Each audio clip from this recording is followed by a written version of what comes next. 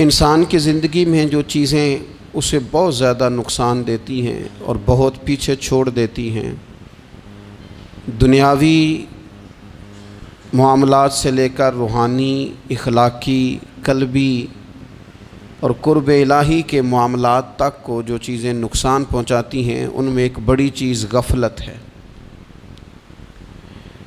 ایک لفظ ہوتا ہے جو ہمیں اکثر سننے کو ملتا ہے کہ آپ کی توجہ نہیں ہے۔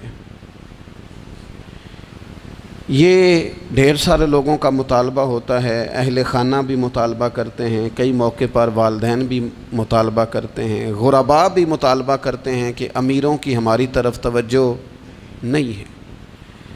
اور یہ بڑی لازمی سی بات ہے کہ کسی چیز پر جب توجہ رہتی ہے تو وہ چیز بہتر ہو جاتی ہے، اور جب عدم توجہی کا لوگ مظاہرہ کرتے ہیں تو وہ معاملہ خراب ہو جاتا ہے۔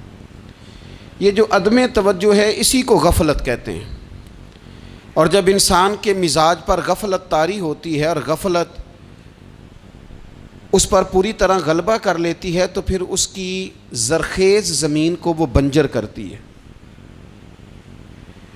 غفلت انسانی دل کے لیے بڑی نقصان دہ چیز ہے اور انتہائی تکلیف اور ضرر کا باعث ہے۔ دلوں پر جو قحط نازل ہوتا ہے، قحط، ویران ہو جاتے ہیں دل، اور جو دلوں پر خشکی نازل ہوتی ہے کہ طبیعتیں خشک ہو جاتی ہیں، یہ غفلت کی وجہ سے ہوتی ہے۔ جو لوگ غافل ہو جاتے ہیں نا، اپنے معاملات کا دھیان نہیں رکھتے، دیکھیں نا، آپ کو کھانا کھاتے بھی غافل نہیں ہونا چاہیے۔ اگر کھانا بھی غیر معتدل کھا لیا جائے تو وہ انسان کی طبیعت کے لیے باعث ضرر بن جاتا ہے، نقصان کا باعث بنتا ہے۔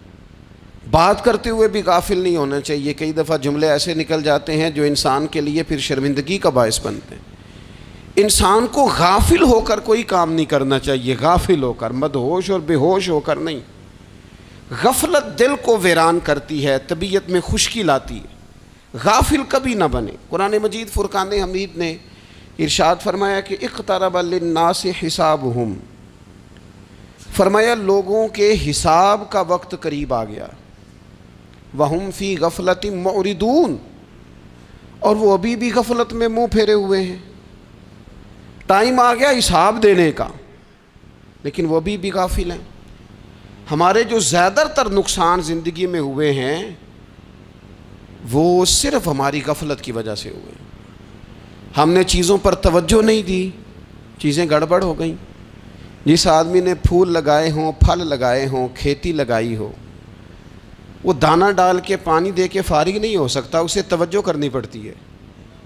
اور کسی نے کہا تھا مالی جیندے ہون تو پھر بوٹے سکدے نہیں، اگر موجود ہونا ان کو سینچنے والا، رکھوالی کرنے والا، تو پھر ان کی جڑیں کبھی خشک نہیں ہوا کرتی۔ ہماری جو غفلتیں ہیں یہ بڑی ضرر کا باعث ہیں، نقصان کا باعث، اور مجبوری معاف ہوتی ہے، غفلت معاف نہیں ہوتی۔ اسکول میں پڑھتے تھے، مدرسے میں پڑھتے تھے، تو ایک مجبوری ہو گئی جی، خدا نخواستہ گھر میں کوئی پریشانی ہو گئی تو اساتذہ اس پر سزا نہیں دیتے۔ کوئی خوشی کا موقع ہے گھر میں، فیملی میں کسی کی شادی ہے، اساتذہ اس پر سزا نہیں دیتے۔ لیکن اگر کبھی پتہ چلتا تھا نا کہ یہ گھر سے تو آیا تھا لیکن مدرسے نہیں آیا، یہ اسکول نہیں آیا، رستے میں غافل ہو گیا، تو یہ بات خوفناک تھی۔ یہ قابل سزا جرم تھا کہ تو غافل ہو گیا اپنی پڑھائی سے، تو گھر سے آیا اور یہاں نہیں آیا۔ غفلت قابل سزا ہوتی ہے، مجبوری کی معافی ہوتی ہے۔ ہمارا آج کل جو مسئلہ ہے وہ غفلت کا ہے۔ ڈھیر سارے لوگ ہیں، سمجھدار بھی ہیں، سیانے بھی ہیں، معاملہ فہم بھی ہیں، باشعور بھی ہیں، تعلیم کی ڈگریاں بھی رکھتے ہیں، لیکن اگر ان کی زندگیوں کی تکلیفوں کو دیکھا جائے اور بے آباد روح کو دیکھا جائے اور سجدوں سے ان کی دوری کو دیکھا جائے تو ایک ہی بات سمجھ میں آتی ہے کہ پتہ سارا ہے لیکن لے ڈوبی ہے غفلت، توجہ نہیں کی۔ لائق بچہ بھی نالائق ترین زندگی گزارتا ہے، اس لیے کہ اس کے لائق ہونے کے ساتھ ساتھ اس کا توجہ کرنا بھی تو ضروری ہے نا۔ نرے لائق کا کیا فائدہ اگر وہ محنتی نہیں، اگر وہ توجہ ہی نہیں کرتا، اپنا سبق دھیان سے سنتا پڑھتا ہی نہیں، تو بھی جتنا مرضی لائق ہو پیچھے رہ جائے گا۔ اور کئی نالائق ہوتے ہیں، رٹا لگا کے پاس ہوتے ہیں، پر چلو رٹا تو لگاتے ہیں نا، محنت تو کرتے ہیں نا، جد و جہد تو کرتے ہیں۔ کئی نالائق جد و جہد کے باعث آگے گزر جاتے ہیں، اور کوئی اسی چکر میں رہ جاتے ہیں، میں بڑا لائق ہوں، کل پڑھ لوں گا، پرسوں پڑھ لوں گا، ہفتہ تیاری کر کے پاس ہو جاؤں گا۔ اپنی زندگی سے غفلت کا پردہ اٹھائیں، اور غفلت اس کے لیے فیصلہ کرنے کی ضرورت ہوتی ہے، پلاننگ کرنے کی نہیں، فیصلہ کرنے کی ضرورت ہوتی ہے کہ میں نے اب غفلت کرنی۔ ہم نہ جب بھی کوئی پروگرام بناتے ہیں تو منصوبہ بندی شروع کر دیں، منصوبہ بندی نہ کریں، فیصلہ کریں، کہیں کہ میں نے غافل نہیں ہونا۔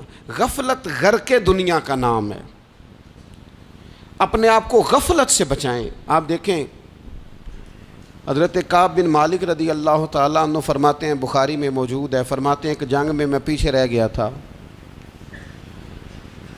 میرا خیال تھا کل چلا جاؤں گا، گھوڑے اور سواریاں میرے پاس تیز ہیں، مضبوط ہیں، پرسوں چلا جاؤں گا، تیزی سے بھاگ کے میں پہنچ جاؤں گا، میں قافلے کے ساتھ شامل ہو جاؤں گا، لیکن بس تھوڑی سستی ہو گئی، ذرا غفلت ہو گئی۔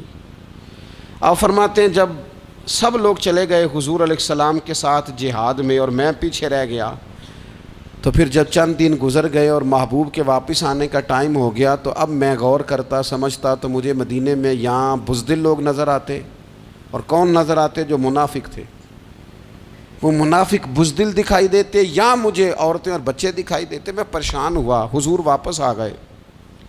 جنہوں نے بہانے کیے تھے نا منافقین نے، یہ مجبوری تھی اس لیے نہیں جہاد پہ گئے، یہ جنہوں نے بہانے کیے تھے انہیں مل گئی معافی، اور میں نے سچ بولا، میں نے کہا یا رسول اللہ میں غافل ہو گیا تھا۔ اب کہتے ہیں میں نے جب کہا نا حضور سستی ہو گئی تھی، ذرا غفلت ہو گئی، تو بندہ محبوب سے ہی غافل ہو جائے، بندہ وہیں سے غافل ہو جائے۔ جو دم غافل سو دم کافر، سانو مرشد اے ہو پڑھایا۔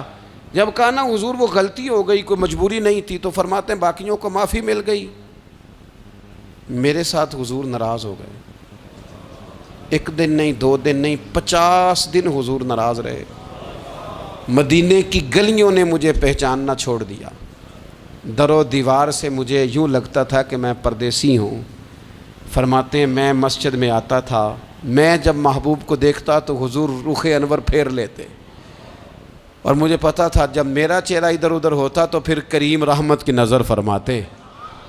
فرماتے ہیں 50 دن مسلسل، پھر مجھے حکم ہوا کہ بیوی بھی بھیج دو، میکے بچے بھی بھیج دو، ننھال یعنی تنہا رہ جاؤ۔ فرماتے ہیں وہ میں نے قید تنہائی کاٹی، لیکن شکر اللہ کا یہ ہے کہ میں سچا تھا، بس ذرا بھول گیا تھا، بس ذرا غفلت ہو گئی تھی۔ تو فرماتے ہیں پھر اللہ تبارک و تعالیٰ نے میرے اوپر فضل یہ فرمایا کہ میری توبہ کا اعلان رب نے قرآن مجید میں فرمایا۔ تو غافل نہ بنے کبھی بھی، ہمارا نا مسئلہ یہ ہے، اور آپ نے ناراض نہیں ہونا، ڈھیر سارے لوگ غافل ہو جاتے ہیں، مالدار بھی غافل ہیں، صاحبان علم بھی الا ماشاء اللہ بہت ساری جگہوں پہ غافل ہیں۔ جن لوگوں کو 4 لوگ جاننے لگ جاتے ہیں، کوئی مقام حاصل ہو جاتا ہے، وہ بھی بہت ساری جگہوں سے غافل ہو جاتے ہیں الا ماشاء اللہ۔ غفلت بڑی تکلیف والا منظر ہے۔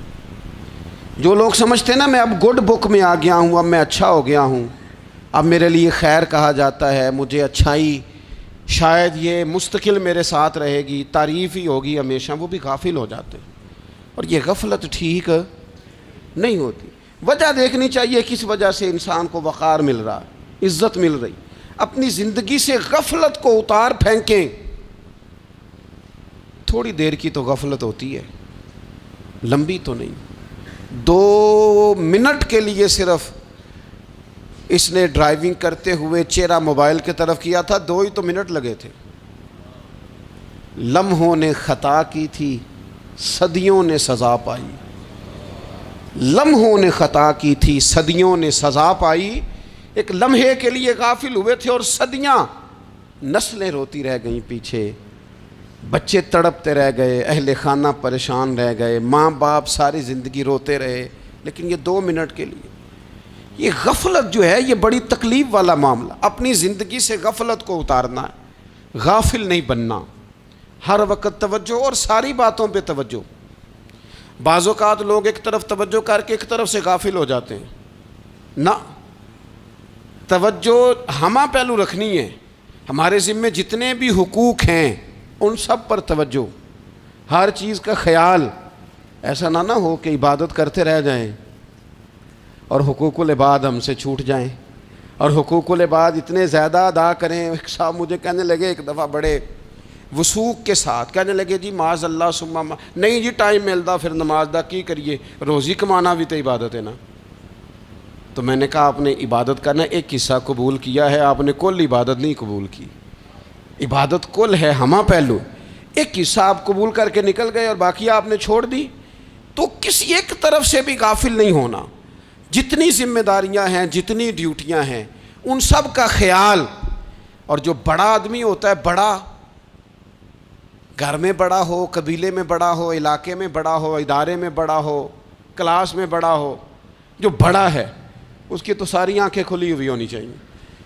ایک ایک پر اس کی نظر ہونی چاہیے کہ میری کہاں ضرورت ہے، کہاں مجھے اشک شوئی کرنی ہے، کس کے ساتھ میں نے کس طرح محبت کا رویہ رکھنا ہے. غافل نہ بنے. اچھا جی اب کیسے پتہ چلے گا کہ ہم غافل ہیں؟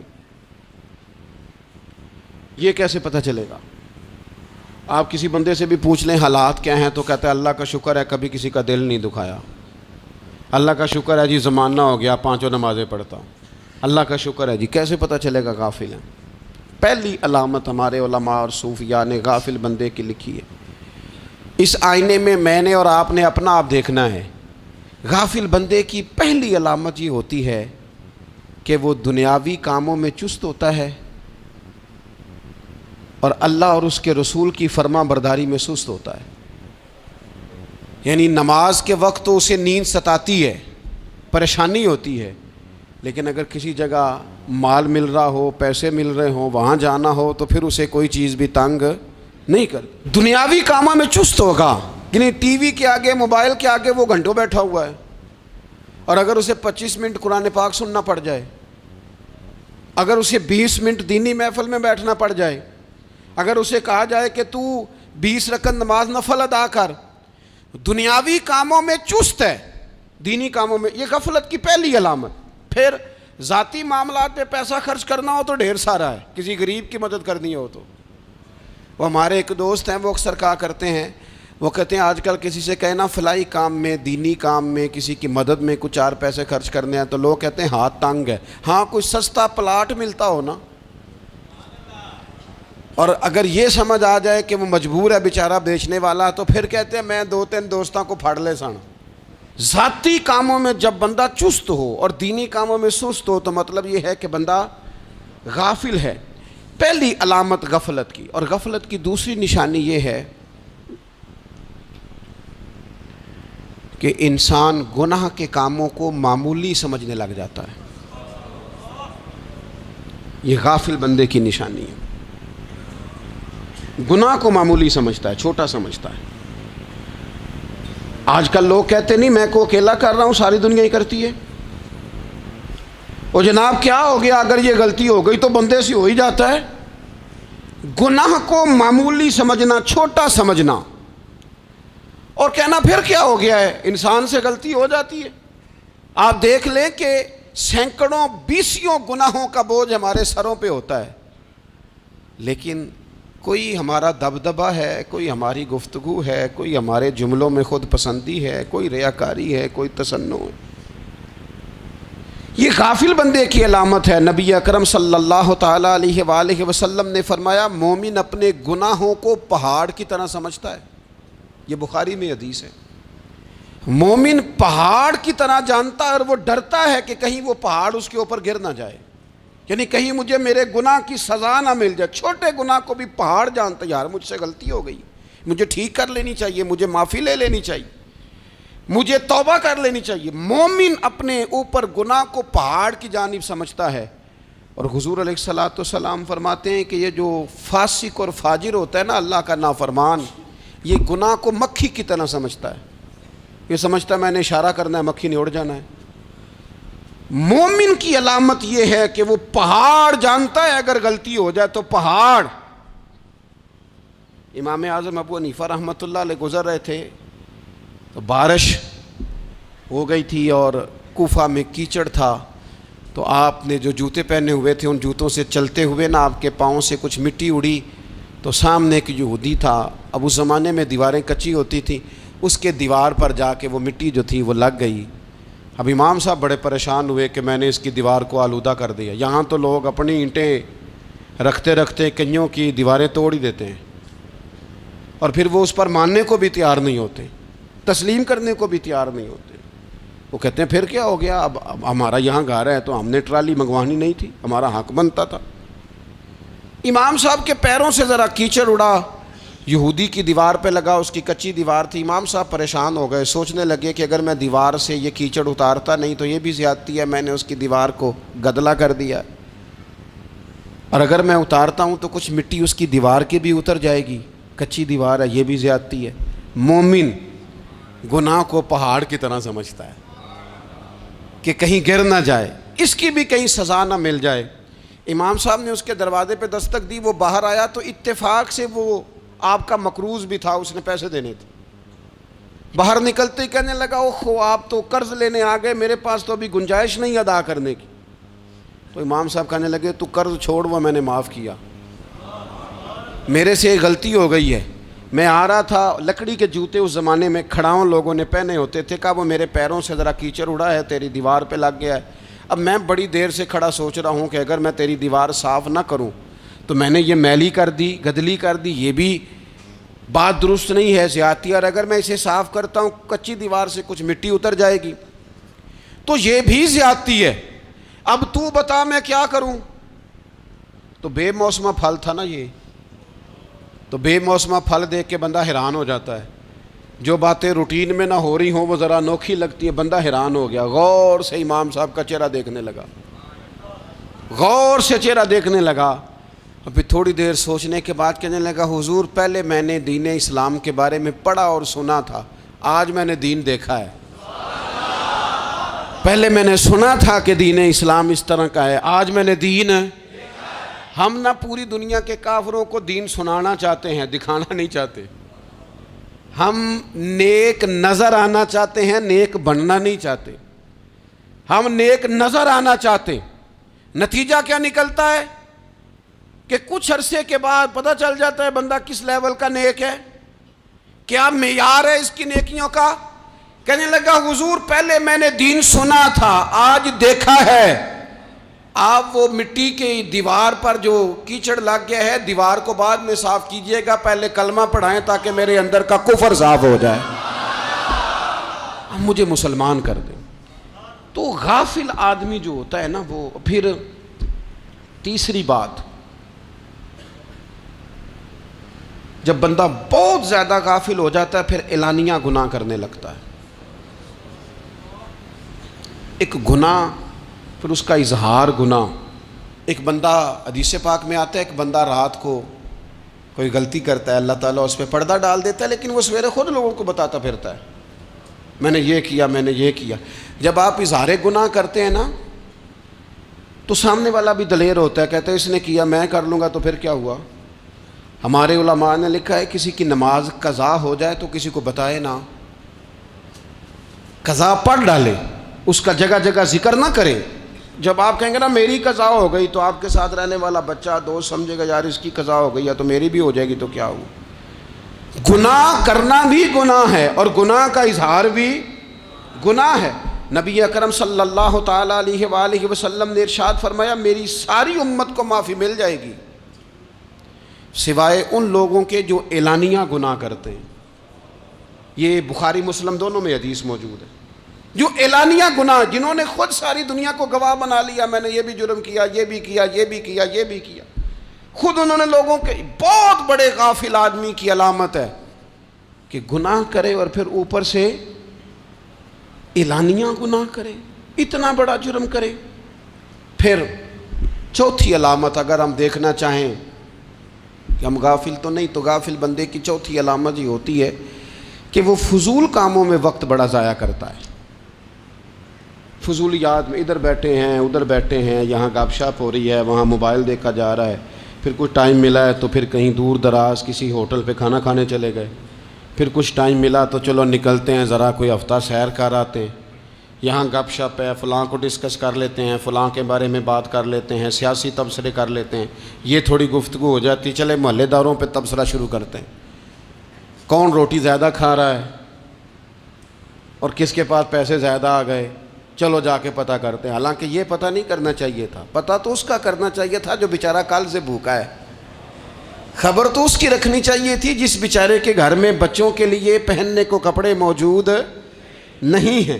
اس پر تبصرہ یہ کرتے ہیں کہ یہ محنت کیوں نہیں کرتے, اور اگر کسی پر اللہ عطا کر دے پھر حساب ضرور لگاتے ہیں کہ ذرا معلومات کرو یہ اتنی جلدی آگے کیسے نکل گئے. غافل بندے کی علامت ہے وقت کا ضائع کرنا اور فضول کاموں میں ضائع کرنا اور بلا وجہ ضائع, اور ایسے سوالات کرنا جن کی ضرورت ہی کوئی نہیں, بالکل ضرورت ہی نہیں, کوئی مطلب ہی نہیں, لیکن ہم لوگ وقت ضائع. یہ غفلت کی علامت.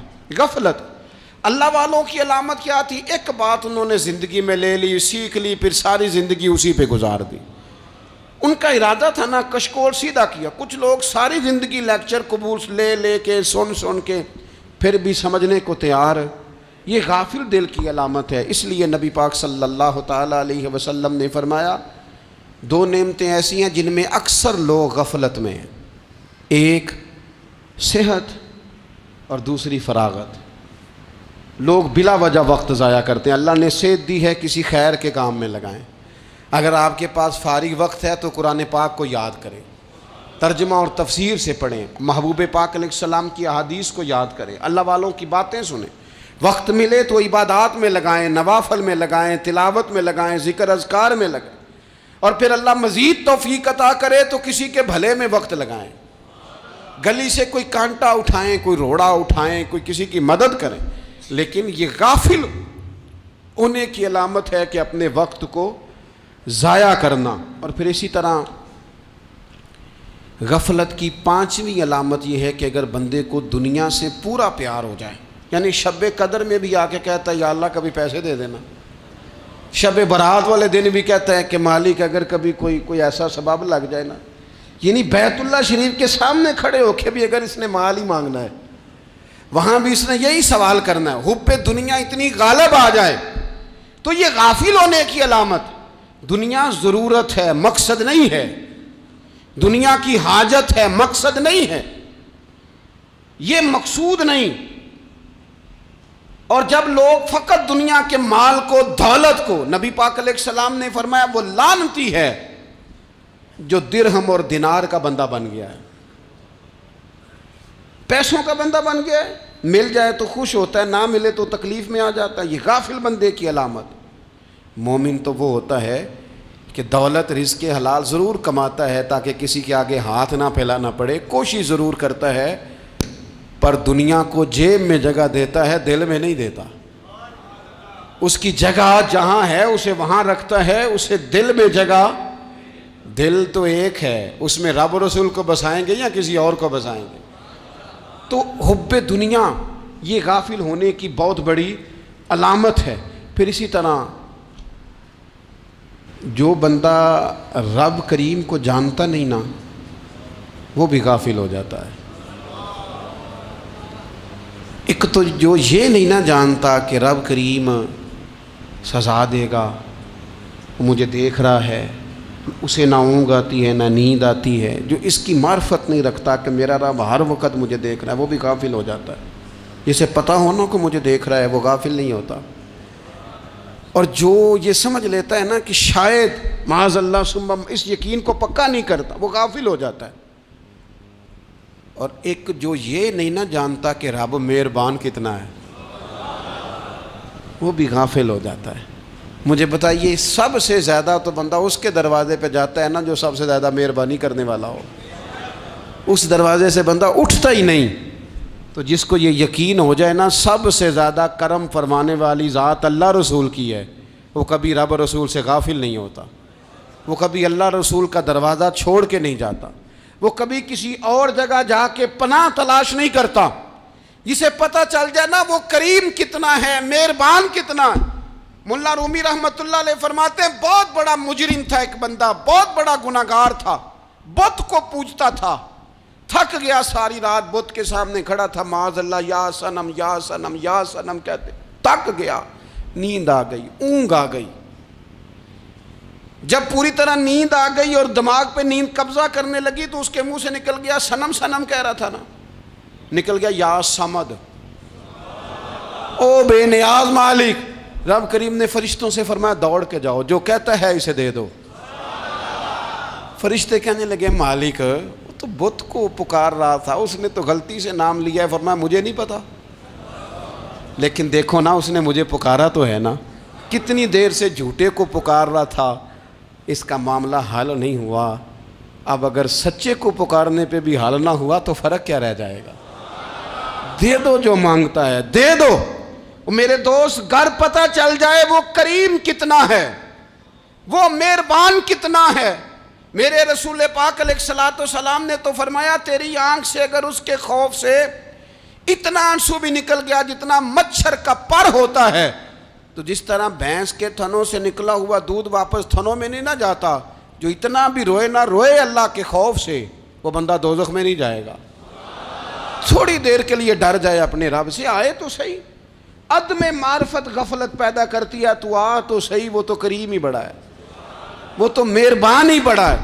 حضرت زنیرہ رضی اللہ تعالی عنہ حضور کی صحابیاں ہیں۔ ایام جو مکے کے تھے مسلمانوں پر بڑی آزمائش کے تھے، انہیں بڑا مارا کفار نے، اتنا مارا کہ ان کی بینائی چلی گئی، نظر آنا بند ہو گیا۔ کافروں کی عورتوں نے تانا دیا کہ تو نے ہمارے بت چھوڑے ہیں نا، تو دیکھنا تیری بینائی چلی گئی۔ تو جناب زنیرہ اللہ پہ بھروسہ، توکل، معرفت الہی کا جذبہ، اٹھ کے کھڑی ہو کہنے لگی چپ کرو، تمہارے جھوٹے بت کیا کر سکتے ہیں، میرا رب چاہے تو صبح جب میں اٹھوں تو میری آنکھیں روشن ہو، اگر کریم کرم کر دے۔ لوگ کہتے ہیں واقعی ایسا ہوا، جب وہ سویرے اٹھیں تو اللہ نے ان کی روشنی واپس کر دی تھی۔ تجھے پتہ چل جانا وہ مہربان کتنا ہے۔ وہ ایک بزرگ تھے تو ان سے کسی نے کہہ دیا کہ اگر آپ کا حساب آپ کے ماں باپ کے ذمہ ہو جائے تو پھر کیسا، پوچھنے کے لیے قیامت میں اگر ماں باپ حساب لیں تو پھر کیسا۔ تو بڑے سیانے لوگ تھے جو دل والے تھے، کہنے لگے نہیں، رب کریم ہی ٹھیک ہے، اس لیے کہ وہ ماں باپ سے کہیں بڑھ کر پیار کرنے والا ہے۔ اگر یہ معرفت مل جائے وہ کریم کتنا ہے۔ اور جب بندہ پوری طرح اس کی بارگاہ میں آ کے تڑپ جاتا ہے نا، مولا میں جاؤں کدھر، تیرا دروازہ چھوڑ کے جاؤں کدھر۔ اقبال کہتے ہیں وہ ایک سجدہ جسے تو گراں سمجھتا ہے، 1000 سجدوں سے دیتا ہے آدمی کو نجات۔ تجھے جگہ جگہ جھکنا نہیں پڑے گا اگر تو صحیح معنوں میں اپنے رب کی بارگاہ میں جھک جائے۔ تو میرے عزیز کوشش کریں کہ اس کی معرفت، اس کا کرم، اس کی عطا اور اللہ تبارک و تعالیٰ کے حاضر و ناظر ہونے پر عین الیقین، حق الیقین حاصل کریں۔ اور پھر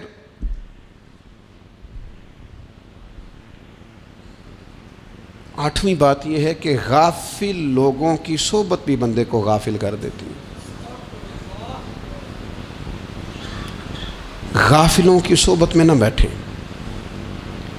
ان کی صحبت میں بیٹھیں جن کے پاس بیٹھنے سے دل میں رب رسول کی محبت پیدا ہوتی ہے۔ غافلوں سے بچیں۔ چنگیاں دے لڑ لگی ساں تے چولی چ پھل پئے، تے جدوں میں پیڑیاں دے سنگ رل گئی تے میرے اگلے بھی ڈل گئے۔ برے آدمی کی صحبت بندے کو غافل کر دیتی۔ غافلوں کی صحبت میں کبھی نہ بیٹھیں، کبھی نہیں۔ غافل آدمی آپ کو غافل کر دے گا۔ میرے نبی پاک علیہ الصلوۃ والسلام نے فرمایا انسان اپنے دوست کے مذہب پر ہوتا ہے۔ یہ بہت بڑے لفظ ہیں۔ فرمایا المرء علی دین خلیلہ، انسان اپنے دوست کے مذہب پر ہوتا ہے۔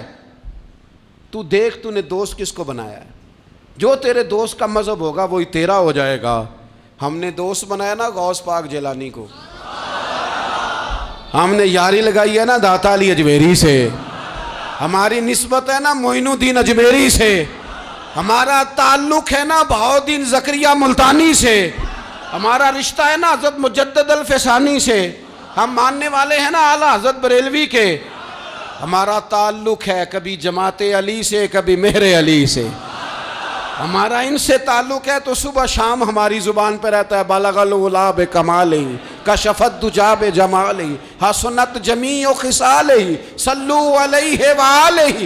ان سے تعلق جڑا ہے نا تو کئی دفعہ تنہائیاں تڑپا دیتی ہیں اور تڑپ کے کہتے ہیں آج سکھ متران دی ودھیری ہے، آج سکھ متران دی، سکھ کہتے ہیں اڈیق کو، متر کہتے ہیں محبوب کو، اج سکھ متران دی ودھیری ہے، اے کیوں دلڑی اداس گھنیری ہے، لوں لوں وچ شوق چنگیری ہے، اج نینا لائیاں کیوں جھڑیاں، سبحان اللہ سبحان اللہ سبحان اللہ۔ پہلے کہتے ہیں سکھ متران دی ودھیری ہے یعنی اداس ہوں، پھر حضور کے جلووں پہ نظر کرتے ہیں، کہتے ہیں سبحان اللہ سبحان اللہ، ماں اجمل کا ماں احسن کا ماں اکمل کا، اور پھر فوراً کہنے لگے او کتھے مہر علی،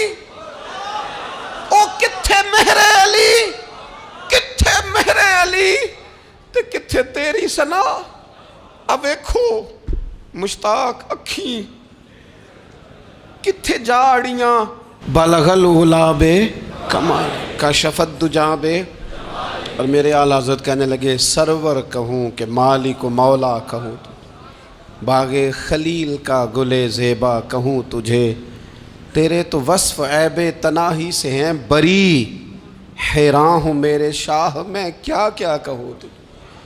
غافل آدمی کی علامت ہے برے لوگوں کی صحبت میں، خبردار ان کے پاس نہ بیٹھنا جن کے پاس بیٹھنے سے تمہارے دلوں میں اولیاء اللہ اللہ کے بندوں کی عداوت پیدا ہو، خبردار خبردار ان کے پاس نہ بیٹھنا جن کے پاس بیٹھنے سے تمہارے دلوں میں حضور کی اولاد پاک کے بارے میں شک پیدا ہو، خبردار اس شخص کے پاس نہ بیٹھنا جو امام حسین ابن علی کے بارے میں کوئی کمزور بات کرتا ہو، بچنا، خبردار اس سے بچنا جو حضور کے صحابہ کے بارے میں بات کرے، بچنا بچنا اس سے، جو سیدنا ابو بکر صدیق کے بارے میں کوئی، دیکھو کیا مقدر ہیں صدیق و فاروق کے، جن کے گھر ہی رحمتوں کے خزینے میں، بھلا کیا کہا نبی پاک، حضور نے فرمایا میرے اوپر جس نے نیکی کی تھی بدلہ دے دیا ہے، یہ جو میرے ابو بکر صدیق ہے نا، ان کو میں اللہ کی بارگاہ میں لے جاؤں گا، کہوں گا مالک تو ہی بدلہ عطا فرما۔ ایک ہاتھ میں جناب صدیق کا ہاتھ پکڑا، ایک میں حضرت عمر کا ہاتھ پکڑا، اور حضور مسجد نبوی سے باہر آ رہے ہیں، دیکھنے والے کی زبان سے بے ساختہ سبحان اللہ نکل گیا، کیا شان ہے کیا مقدر ہے۔ تو حضور علیہ السلام رک گئے اور روک کے فرمایا تو حیران ہو رہا ہے نا، تو حیران ہو رہا ہے نا کہ میں نے ایک ہاتھ میں ابو بکر کو پکڑا ہے، ایک میں عمر کو پکڑا ہے، فرمایا قیامت میں جب میری قبر کھلے گی تو میں اسی طرح قبر سے نکلوں گا، اس طرح میدان محشر میں میں آؤں گا۔ خبردار حضور ایک وفاداروں کے وفادار رہنا، ان کے وفادار رہنا، ان کے وفادار رہنا بڑا عجیب دور آیا ہے۔ ہم نے یہ دور دیکھا ہے کہ لوگ حضور کے صحابہ کے بارے میں بھی بات کریں گے، اب نبی پاک کی اولاد پاک کے بارے کو بھی ڈسکس کیا جائے گا۔ اپنا منہ تو دیکھ، اپنی حیثیت دیکھ، اور پھر وہ بندے دیکھ جن کو اللہ نے چن کے اپنے محبوب کی غلامی کے لیے حضور کے قریب بٹھایا ہے۔ تو بچنا ایسے لوگوں سے، پرہیز کرنا، خبردار عقیدہ ستھرا رکھنا، عقیدہ ستھرا رکھنا، صاف رہنا، پاکیزہ رہنا، غافلوں کی صحبت سے بچنا۔ بڑا ڈرتے ہیں اللہ سے، دعائیں مانگتے ہیں یا اللہ نسلوں میں بھی وہی بندے پیدا فرما جو عقیدے پکے رکھنے والے ہیں، وہ بندے پیدا فرما ہماری نسلوں میں۔ ایک وہ بندہ بھی غافل ہو جاتا ہے جو امیدیں لمبی لگا لیتا ہے، جن کے منصوبوں میں دولت بھی ہوتی ہے، گھر بھی ہوتا ہے، اولاد کا بڑا ہونا بھی ہوتا ہے، پوتے پوتیاں نواسے نواسیاں دیکھنا بھی ہوتا ہے، یہاں بھی گھر وہاں بھی گھر، یہ سیر، یہ سارا کچھ ہوتا ہے، لیکن رب کی بارگاہ میں پیش ہونا جن کے پیش نظر نہیں ہوتا۔ لمبی امیدیں۔ حضرت مولا علی شیر خدا فرمایا کرتے تھے، میں تم پر دو باتوں کا خوف کھاتا ہوں، جو ڈر آتا ہے، ایک یہ کہ تم خواہش کی پیروی کرو گے، جو نفس کی خواہش ہوگی اس کے پیچھے لگ جاؤ گے، اور ایک کہ تم لمبی لمبی امیدیں باندھو گے، اتنے سال جینا ہے، اتنے 100 سال جینا ہے، یہ کرنا ہے وہ کرنا ہے۔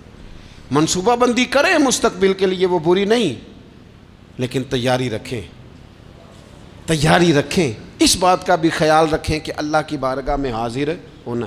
یہ غفلت کی چیزیں ہیں جو بندے کو غافل کر دیتی ہیں۔ جو لوگ اللہ کا ذکر نہیں کرتے وہ بھی غافل ہو جاتے ہیں، اور جو فضول باتیں زیادہ کرتے ہیں نا، ہنستے زیادہ ہیں۔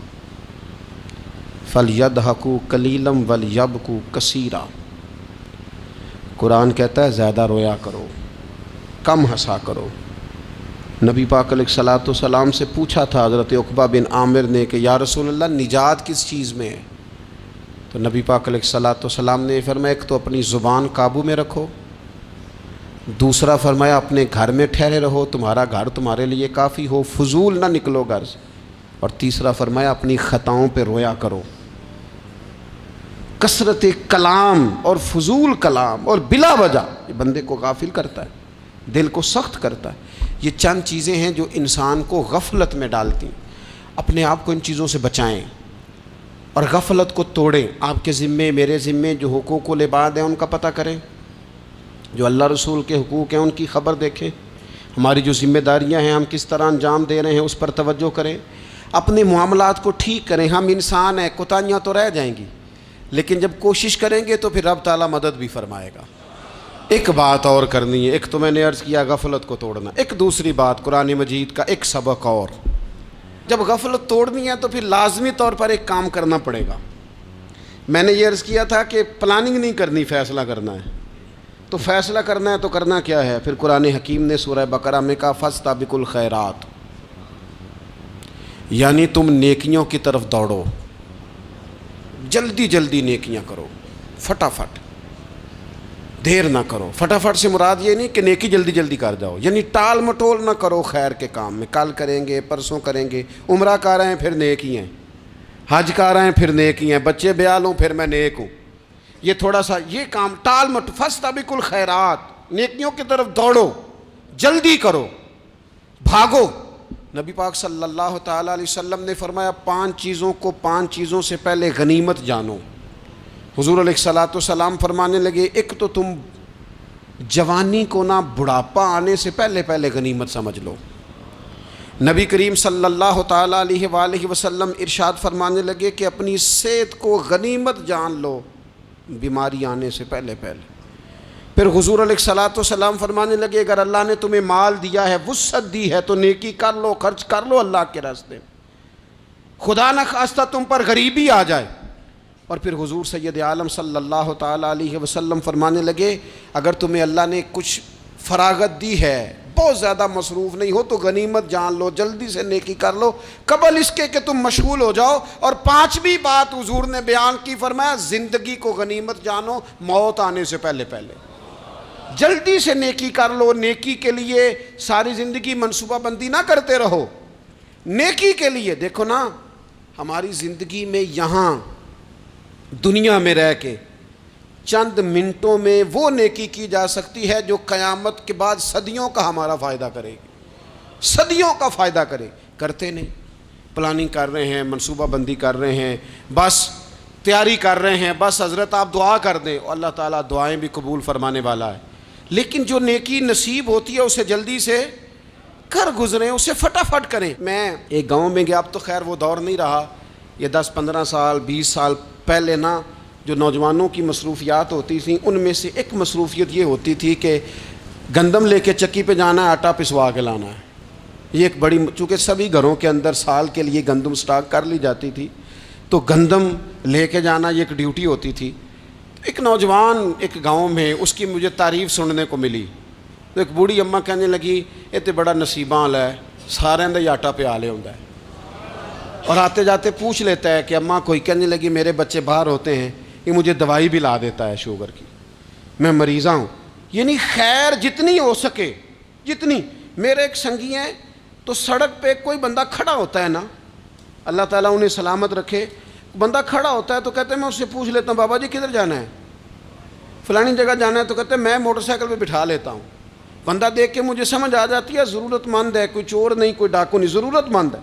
میں اسے منزل تک نیکی جتنی میسر آئے، جس حد تک میسر آئے۔ کیا کہا ہمارے نبی پاک علیہ السلام نے؟ حضور نے ہم سے فرمایا کچھ نہ ہو سکے تو بات ہی مسکرا کے کر لینا، اس پر ہی اللہ صدقے کا ثواب عطا کرے۔ فاستبقوا الخیرات، جلدی سے نیکی کر لو، اپنے نامہ اعمال میں روز نیکیاں جمع کرو، کوئی نہ کوئی خیر کا کام روز کرو اور جلدی سے کرو۔ صحیح مسلم میں حدیث ہے، نبی پاک صلی اللہ تعالیٰ علیہ وسلم فرمانے لگے جلدی جلدی نیکی کے کام کر لو ان فتنوں سے پہلے جو اندھیری رات کے حصوں کی طرح فتنے ہوں گے۔ فرمایا اس وقت حال یہ ہوگا کہ آدمی صبح مومن ہوگا، شام کو کافر ہو جائے گا، شام کو مومن ہوگا تو صبح کافر ہو جائے گا۔ اور فرمایا لوگ دنیا کے بدلے اپنا دین تک بیچ ڈالیں گے۔ معاذ اللہ جھوٹی قسمیں نہیں کھائی جاتی، جھوٹا قرآن مجید نہیں لوگ اٹھا لیتے، لوگ دنیا کے لیے دین بیچ ڈالیں گے۔ اس سے پہلے جب فتنے اتنے زیادہ ہو جائیں، اس سے پہلے نیکی کر لو، کوئی خیر کا کام کر لو، جلدی سے کچھ ایسا کر لو۔ حضرت عقبہ بن حارث رضی اللہ تعالیٰ عنہ فرماتے ہیں یہ دیکھیں ہمارے نبی پاک علیہ السلام کی سیرت کیا ہے، حضور کا اسوہ کیا ہے، نبی پاک علیہ السلام ہماری تربیت کس طرح کرتے ہیں۔ حضرت عقبہ بن حارث رضی اللہ تعالیٰ عنہ کہتے ہیں ہم نے نبی پاک علیہ السلام کے ساتھ عصر کی نماز پڑھی، یہ صحیح بخاری میں موجود ہے۔ فرماتے حضور سلام پھیرتے ہی فوراً اٹھ کے گھر تشریف لے گئے۔ یہ ہمارے لیے انوکھی بات تھی، غیر متوقع تھی، پہلے کبھی ایسا ہوا نہیں۔ سلام پھیرا نماز کا، حضور جلدی سے تشریف لے گئے۔ اب ہم حیران تھے اور حیرت انگیز طور پر حیران تھے کہ کریم اتنی جلدی تشریف لے گئے۔ تھوڑی دیر ہوئی حضور واپس آ گئے تو محبوب پاک علیہ السلام فرمانے لگے گھر میں ایک چھوٹی سی ڈلی، ایک چھوٹا سا ٹکڑا سونے کا پڑا تھا، مال آیا تھا سارا صدقہ کر دیا، وہ تھوڑا سا پڑا تھا، اچانک مجھے یاد آیا وہ تو پڑا رہ گیا۔ تو حضور فرمانے لگے میں نے کہا کہیں ایسا نہ ہو جائے کہ ساری رات گزر جائے اور میرے گھر میں پڑا ہی رہ جائے، میں جلدی سے جا کے اسے خیرات کر دوں۔ میں نے خیرات کیا پھر میں واپس آ گیا ہوں۔ جلدی سے نیکی، جلدی سے نیکی کر لی جائے۔ ہم بڑا انتظار کر رہے ہیں، بڑا لمبا ہمارا پروگرام ہے، ہمارے پاس ٹائم ہی بڑا ہے، کسی نے کان میں کہہ دیا ہے تیرے پاس بڑا وقت ہے، ابھی تو بڑی عمر پڑی ہے، ابھی تو جناب او میرے بھائی یہ لوگوں کے کہنے کی باتیں ہیں، پھر پتہ ہی نہیں چلتا حالات کس طرح کے ہو جاتے ہیں اور کیا معاملات انسان کے ساتھ درپیش ہوتے ہیں۔ جتنی خیر میسر آئے، جتنا بھلا میسر آئے، جتنی انسان کو توفیق ملے۔ میں نے بزرگوں کو دیکھا، اپنے اصحاب کو، پہلے وہ خدام سے کہتے کہ میں سونے لگا ہوں اور پابند کرتے لوگوں کو کہ فلاں وقت، بزرگوں کو میں نے دیکھا اپنے، وہ پابند کرتے لوگوں کو کہ فلاں وقت میں موجود ہوں گا آنا، خود پابند فرماتے، اور پھر جب بیدار ہوتے تو سب سے پہلے خدام کو بلا کے پوچھتے کوئی مہمان تو نہیں آیا؟ وہ جناب آپ نے خود ہی تو پابند فرمایا فلاں دن آنا۔ کہنے لگے چل یار اگر کوئی آیا تو مجھے ملا لو، میری ملاقات کرا لو۔ کیوں؟ اس لیے کہ دور سے آیا ہے، مجھ سے ملنے آیا ہے، کوئی خیر کی بات سیکھنے آیا، چلو میرے نامہ اعمال میں کوئی نیکی جائے گی، کچھ نہ کچھ خیر جمع کر لی جائے، کچھ نہ کچھ ڈیوٹی کر لی جائے، کچھ کام کریں اور جلدی سے کریں۔ حضرت جابر ابن عبداللہ انصاری رضی اللہ تعالیٰ عنہ بیان کرتے ہیں، یہ بھی بخاری میں موجود ہے، کہتے ہیں ایک صحابی نبی پاک علیہ السلام کی بارگاہ میں حاضر ہوئے غزوہ احد کے موقع پر،